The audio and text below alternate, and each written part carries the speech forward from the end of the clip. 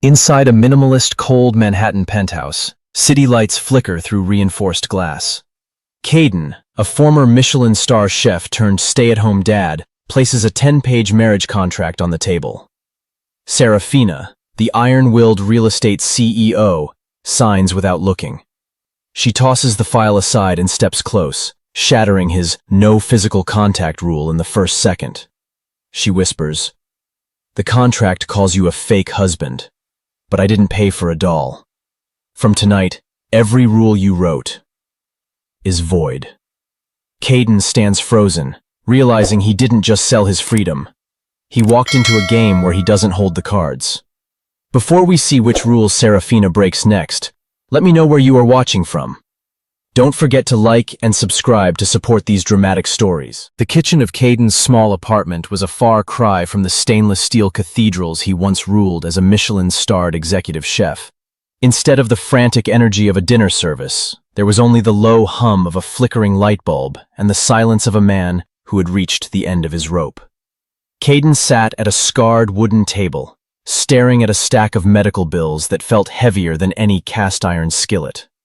Beside him, 4-year-old Noah was meticulously lining up toy cars in a perfect, unbroken row. Noah didn't look up when the wind rattled the window pane. He was a beautiful boy, trapped in the quiet world of mild autism, a world that required therapy, structure, and a level of financial stability that Caden no longer possessed. 2 years ago, Caden had been the toast of the culinary world. But when his ex-wife vanished, draining their joint accounts and taking every cent meant for Noah's early intervention, Caden's world collapsed. He walked away from his career, trading the heat of the line for the role of a full-time father. He became a man who lived in the margins, surviving on freelance catering and the dwindling hope that he could keep a roof over his son's head. He had lost his faith in people, especially women. To Caden, love was a luxury he couldn't afford, and trust was a recipe that always ended in disaster. Then came Serafina. She didn't arrive with a knock. She arrived with the force of a gale. Serafina Vance was the crown princess of New York real estate, a woman whose name was synonymous with glass towers and ruthless acquisitions. But even queens have enemies. To ascend to the role of chairman and satisfy a traditional conservative board of directors, Serafina needed a stable image. She needed a husband, someone with a clean record, a respectable background, and the kind of quiet dignity that couldn't be bought in a boardroom. She had scouted Caden like a piece of prime property. When she walked into his apartment, her designer heels clicking on the linoleum, she didn't offer sympathy. She offered a transaction. 3 years, Serafina said, her voice smooth as silk and cold as ice. I provide the funding for Noah's medical care, the best private tutors, and a trust fund that ensures his future. In exchange, you wear a ring, attend my galas, and play the role of the devoted husband. No mess, no drama, just business. Caden looked at Noah, who was now rocking gently back and forth, a sign that he was becoming overwhelmed by the stranger's presence. Caden's pride was a dying ember, but his love for his son was a sun. He looked at the contract Serafina placed on the table. He wasn't a fool. He knew that a woman like Serafina didn't do favors. She made investments. I have conditions, Caden replied, his voice raspy from disuse. He spent the next hour drafting 3 ironclad rules. 1. There would be no genuine emotional involvement. This was a professional arrangement only. 2. They would maintain separate bedrooms. The marriage would be in name, not in spirit. 3. She was never to interfere with Noah's upbringing or his routine. Noah was the only thing Caden had left that was real, and he wouldn't let a corporate shark touch his soul. Serafina watched him with an unreadable expression, her dark eyes tracking the movement of his pen. When he finished, she leaned back, a faint, predatory smile touching her lips. You're protecting yourself, Caden. I respect that. But remember, in my world, contracts are meant to be interpreted, not just followed. They signed the papers in the dim light of the kitchen. As the ink dried, Caden felt a strange chill. He had just sold 3 years of his life to a woman who treated people like chess pieces. He told himself it was just a job. He told himself he could keep his heart behind the line he had drawn in the sand. But as they stood up to leave for the penthouse that would be his new gilded cage, Serafina reached out and adjusted his collar. Her touch was brief, but it burned. "Welcome to the family, Caden," she whispered. "Try not to forget your lines." As the elevator rose toward the penthouse, Caden looked at his reflection in the polished chrome. He saw a man who had traded his apron for a suit, a man who had secured his son's life at the cost of his own freedom. He thought he knew the rules. He thought he knew the woman. But as the doors opened to the cold, sprawling luxury of Serafina's world, Caden realized he had no idea what kind of fire he had just stepped into. The kitchen of Caden's small apartment was a far cry from the stainless steel cathedrals he once ruled as a Michelin-starred executive chef. Instead of the frantic energy of a dinner service, there was only the low hum of a flickering light bulb and the silence of a man who had reached the end of his rope. Caden sat at a scarred wooden table, staring at a stack of medical bills that felt heavier than any cast-iron skillet. Beside him, 4-year-old Noah was meticulously lining up toy cars in a perfect, unbroken row. Noah didn't look up when the wind rattled the window pane. He was a beautiful boy, trapped in the quiet world of mild autism, a world that required therapy, structure, and a level of financial stability that Caden no longer possessed. 2 years ago, Caden had been the toast of the culinary world. But when his ex-wife vanished, draining their joint accounts and taking every cent meant for Noah's early intervention, Caden's world collapsed. He walked away from his career, trading the heat of the line for the role of a full-time father.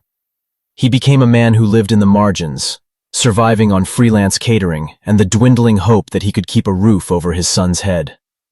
He had lost his faith in people, especially women. To Caden, love was a luxury he couldn't afford, and trust was a recipe that always ended in disaster. Then came Serafina. She didn't arrive with a knock. She arrived with the force of a gale. Serafina Vance was the crown princess of New York real estate, a woman whose name was synonymous with glass towers and ruthless acquisitions. But even queens have enemies. To ascend to the role of chairman and satisfy a traditional conservative board of directors, Serafina needed a stable image. She needed a husband, someone with a clean record, a respectable background, and the kind of quiet dignity that couldn't be bought in a boardroom. She had scouted Caden like a piece of prime property. When she walked into his apartment, her designer heels clicking on the linoleum, she didn't offer sympathy. She offered a transaction. 3 years, Serafina said, her voice smooth as silk and cold as ice. I provide the funding for Noah's medical care, the best private tutors, and a trust fund that ensures his future. In exchange, you wear a ring, attend my galas, and play the role of the devoted husband. No mess, no drama, just business. Caden looked at Noah, who was now rocking gently back and forth, a sign that he was becoming overwhelmed by the stranger's presence. Caden's pride was a dying ember, but his love for his son was a sun.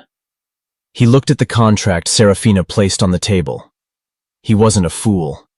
He knew that a woman like Serafina didn't do favors. She made investments. I have conditions, Caden replied, his voice raspy from disuse. He spent the next hour drafting 3 ironclad rules. 1. There would be no genuine emotional involvement. This was a professional arrangement only. 2. They would maintain separate bedrooms. The marriage would be in name, not in spirit. 3.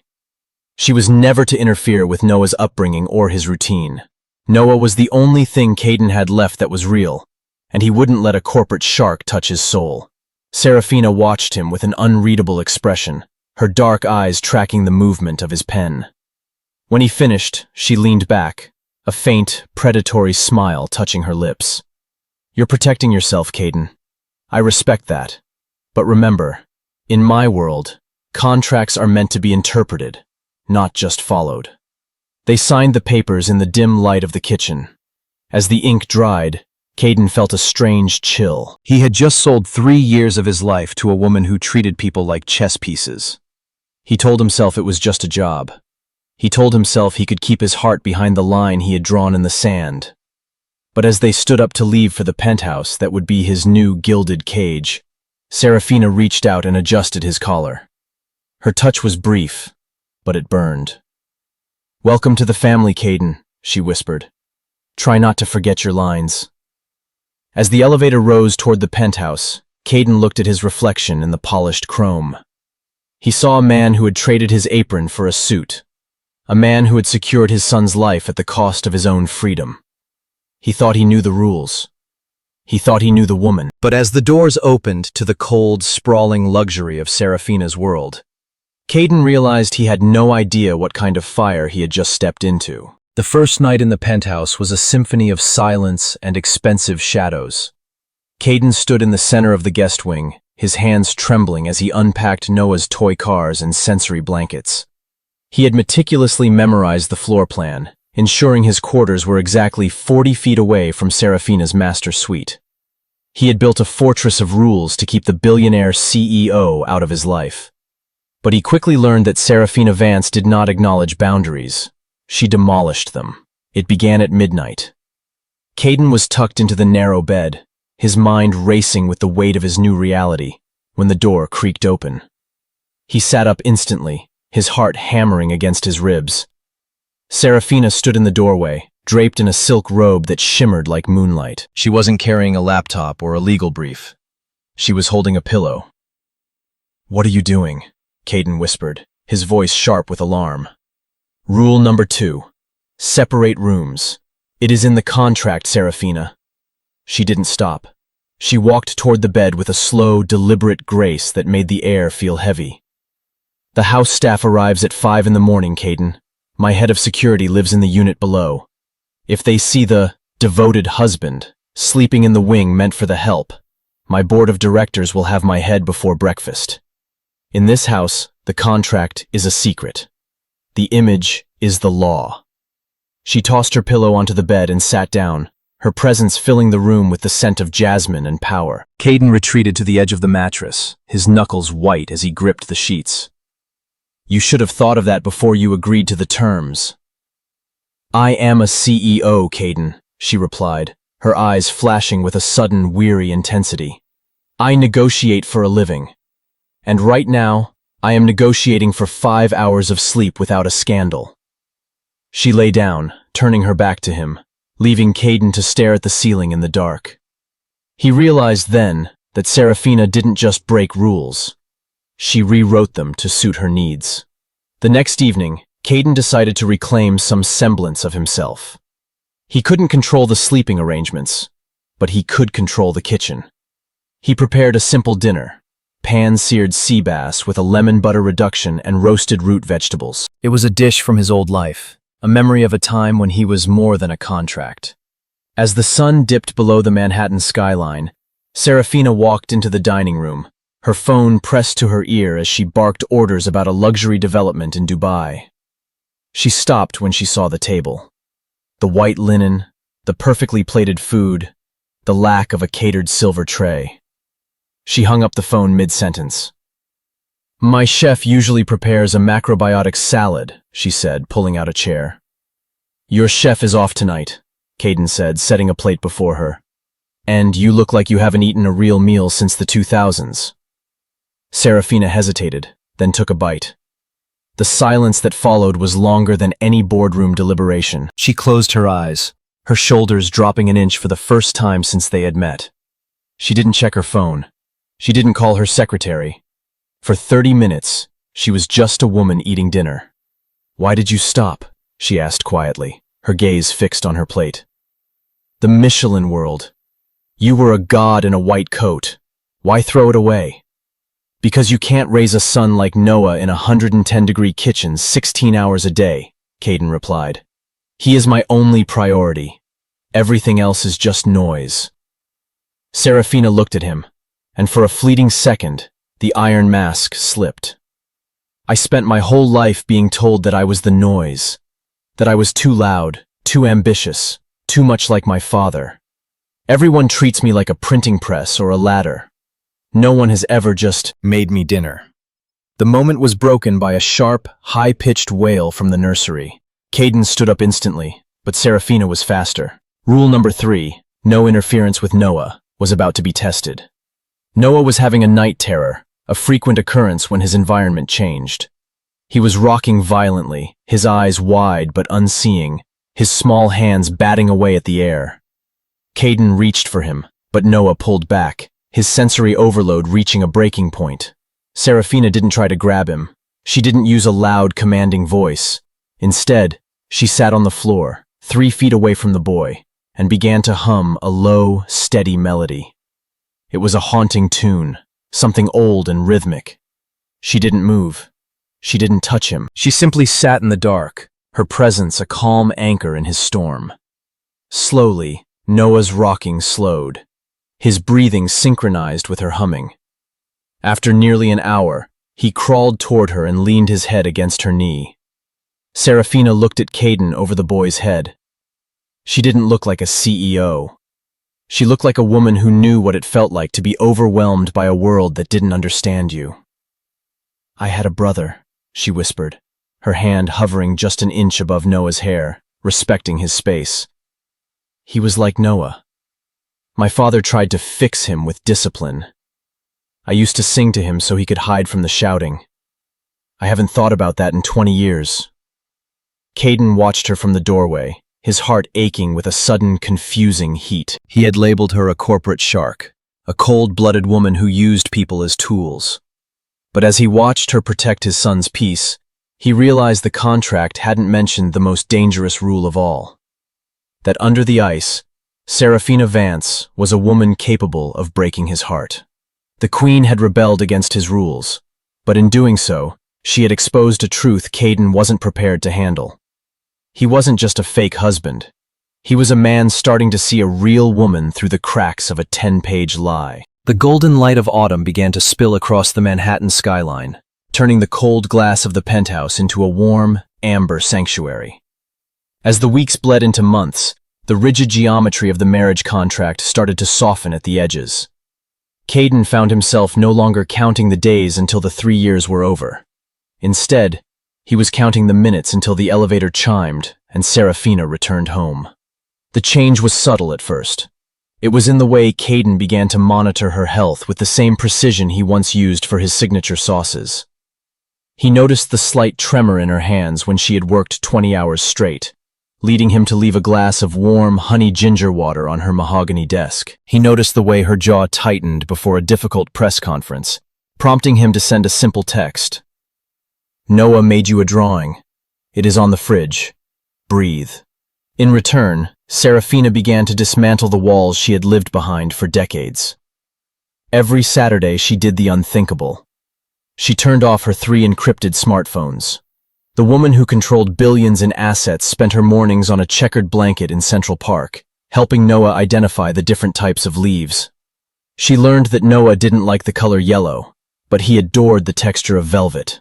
She learned that Caden's laughter was a rare, rich sound that only surfaced when he thought no one was watching. One evening, after Noah had finally drifted into a peaceful sleep, they sat on the balcony overlooking the Hudson River. The city hummed below them, a distant world of chaos that felt worlds away from the quiet space they had carved out. "I had a dream once," Caden said, his voice a low vibration in the cool air. "It wasn't just about the stars or the fame. I wanted to open a small bistro near the coast. A place where the ingredients were pulled from the earth that morning. No investors, no corporate branding, just honest food." Serafina leaned against the railing, the wind catching her hair. For the first time, she wasn't wearing her tailored blazer. She wore one of Caden's oversized sweaters. "Why didn't you do it?" "Life happened," Caden replied with a bittersweet smile, "and then my ex-wife decided that my dream was worth less than her exit strategy. I convinced myself that dreams were dangerous. They make you vulnerable. They give people something to take away from you." Serafina looked at him, her eyes dark and searching. "My father taught me the same thing. He told me that a heart was a liability in real estate. He said that if I ever wanted to lead the Vance empire, I had to become a machine. I spent 25 years trying to prove him right. I pushed everyone away. I thought that if I was successful enough, the loneliness wouldn't matter. She stepped closer, the space between them shrinking until Caden could feel the warmth radiating from her. But then I brought you into this house. I thought I was hiring a chef and a bodyguard for my reputation. I didn't expect to find a man who makes me feel like I'm finally home. The emotional boundary, rule number 1, wasn't just cracking, it was shattering. The true test came 2 days later at the Vance International Winter Gala. It was the most prestigious event of the year, where the board of directors would be watching their marriage with predatory intensity. Caden stood in front of the mirror, adjusting his tuxedo, feeling like an imposter. Serafina walked in, looking breathtaking in a gown of midnight blue silk. She walked up to him and, for the first time, reached out not to adjust his collar, but to rest her hand against his cheek. "You don't," whispered. "And you don't have to act. Just be the man you are in the kitchen." That is the man they need to see. At the gala, the sharks circled almost immediately. Julian Thorne, a rival developer who had been trying to unseat Serafina for years, approached them with a glass of champagne and a sneer. "So, this is the mysterious husband," Julian said, his eyes scanning Caden with patronizing curiosity. "A chef, I hear. How quaint. Tell me, Caden, is it difficult transitioning from flipping burgers to managing a woman of Serafina's stature? Or do you just stay in the kitchen while the grown-ups do the business?" Caden felt the old heat of the kitchen rise in his chest. He felt Serafina's hand tighten on his arm, her body tensing as she prepared to defend him. But Caden stepped forward, his voice calm and steady, carrying the authority of a man who had led armies of cooks through the fires of service. "Business is about heat and timing, Mr. Thorne," Caden said, his gaze unwavering. "It's about knowing when to wait and when to strike. My wife manages an empire because she has the vision to build things that last. I manage our home because I know that an empire is worthless if there is nothing worth coming back to at night.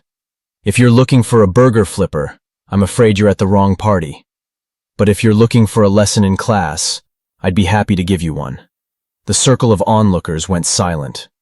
Julian Thorne blinked, stunned by the sheer dignity in Caden's response. Serafina looked at Caden, her eyes shining with a pride that had nothing to do with the contract.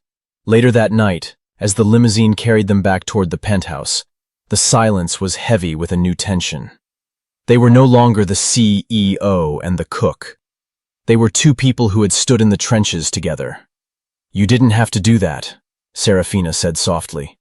"Yes, I did," Caden replied. "I realized something tonight, Serafina. I didn't sign that contract just for the money anymore. I signed it because I can't stand the thought of anyone making you feel like you have to stand alone." Serafina turned to him, her voice a whisper. "The contract has 18 months left, Caden, but I've spent the last hour wishing it was 18 years. I've broken every rule I agreed to. I've interfered with your son because I love him. I've come into your room because I'm terrified of the silence without you. And I'm breaking the first rule now." She leaned in, closing the final inch between them. The kiss was not part of the script. It was not for the board of directors or the house staff. It was a desperate, honest admission of a truth they could no longer deny. Caden pulled her closer, his hands tangling in her hair, realizing that the boundary he had fought so hard to maintain had been a prison all along. "Serafina," he murmured against her lips, "I don't want to follow the contract anymore." "Then don't," she whispered. "Let's write something real." But as the car pulled into the underground garage, the flash of a camera from a hidden corner signaled that their fragile peace was about to be invaded.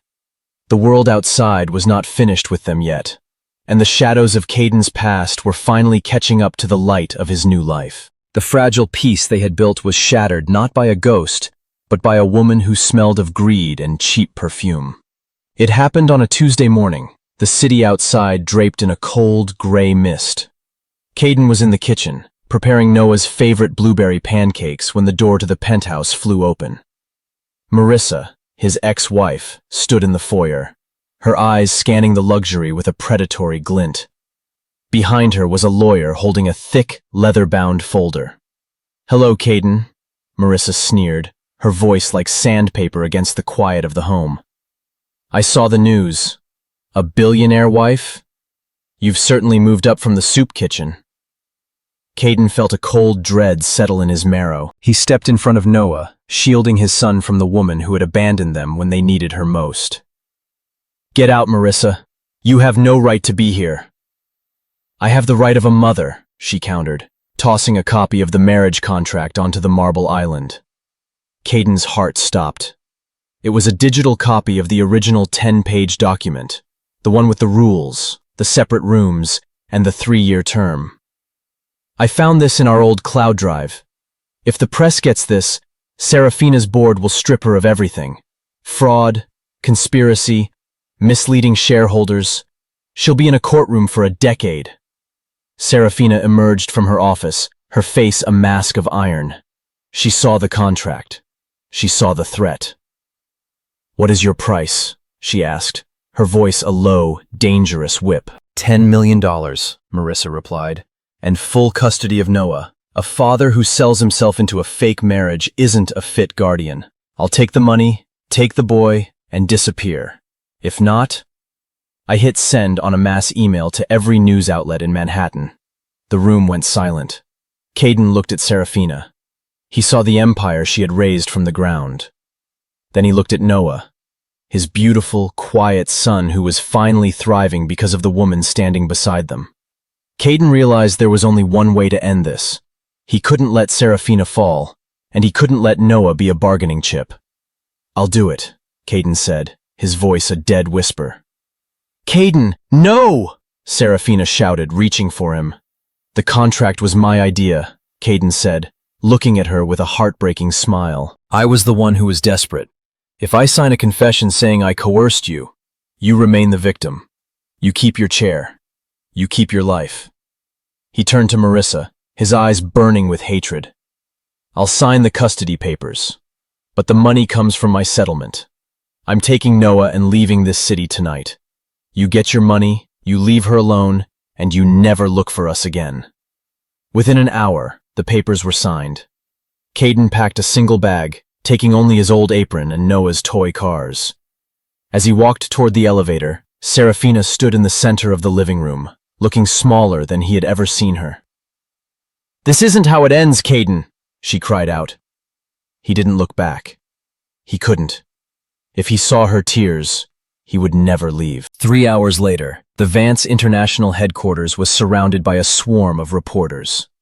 The board of directors gathered in the emergency conference room, their faces grim. They were prepared to demand Serafina's resignation. Marissa sat in the front row, waiting for her final payday. Serafina walked into the room. She didn't carry a prepared statement. She carried the original, tattered marriage contract. She walked to the podium and looked directly into the cameras. Today, you were told a story about a contract, Serafina began, her voice shaking the room. You were told my marriage was a business deal. And you were right. It started as one. I thought everything could be bought. Loyalty, family, even love. She picked up the contract and held it high. This document is filled with rules meant to keep us apart. Rules meant to protect my cold, empty heart. Suddenly, with a violent, decisive motion, she ripped the contract in half, then again, and again. The scraps of paper fell like snow. I am not this contract because it is a lie, she said, her eyes finding Marissa. Not because the marriage was fake, but because the rules were. I didn't pay Caden to be a bukbe. I found a hero. I don't care about the chair. I don't care about the board. Nếu làm CEO có nghĩa là tôi phải sống thiếu người đàn ông đã dạy tôi cách thở, thì tôi xin từ chức ngay lập tức. The room erupted in chaos.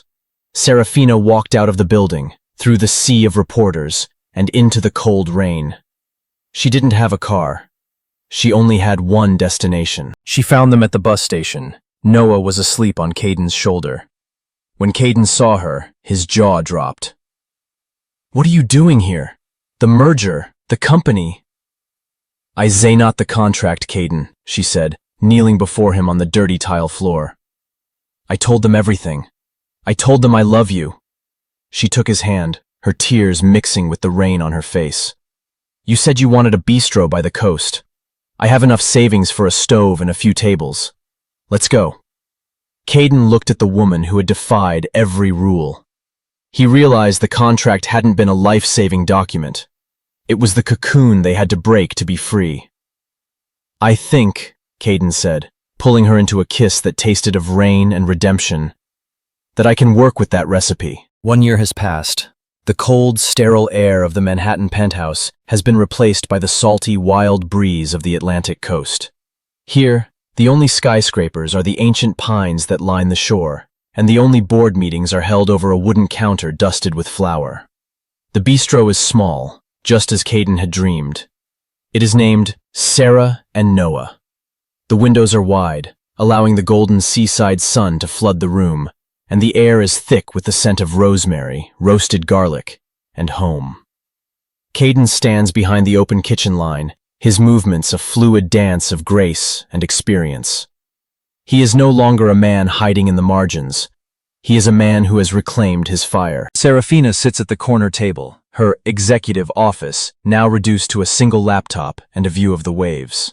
She resigned from Vance International shortly after the press conference, selling her shares to fund This Life and Noah's Foundation. She traded her tailored suits for soft linens, and the sharp tension in her shoulders has finally vanished. She is no longer a queen in a glass cage. She is a woman who has found her peace. Noah is in the garden, his sensory world now filled with the gentle textures of lavender and soft earth. He is laughing, a clear, bell-like sound, as he follows a butterfly. He has flourished here, away from the noise of the city, under the steady love of two parents who chose him over an empire. Serafina closes her laptop as the last lunch customer leaves. She walks toward the kitchen, her bare feet silent on the hardwood floor. She reaches across the counter and takes a piece of warm, crusty bread from Caden's cutting board. "I think the critic from the Coastal Gazette was right," she says, a playful glint in her eyes. "The chef is talented, but he's far too distracted by the view."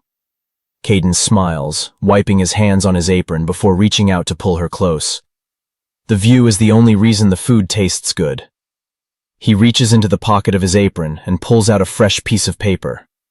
It looks like the heavy bond paper from their original contract, but it is much smaller. Serafina raises an eyebrow, a familiar spark of the CEO returning.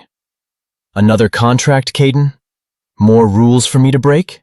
she asks, laughing. "Only one rule this time," Caden replies, his voice dropping to a tender whisper. He hands her the paper. Serafina's breath catches as she reads it. It isn't a legal document. It is a birth certificate for a baby girl, just 3 days old, waiting for their signature. Beside it is a small handwritten note. Rule number 1. We never let go. Serafina looks up at him, her eyes shimmering with tears of joy. She realizes that the 3-year contract was never about time. It was about the journey of two broken people who learned that the only way to truly live is to defy every rule that keeps you from love. Caden pulls her into a kiss that tastes of the sea and a future without end. Outside, the waves continue their rhythmic pulse against the shore, a steady, heart-like beat for a family that finally found its rhythm. A contract can bind your hands, but only sincerity can bind your heart. Caden and Serafina chose to lose an empire to find a home, proving that the best things in life can never be written into a deal. If you loved the ending of their journey, please hit that subscribe button and tell us your favorite part in the comments below. Thank you for watching.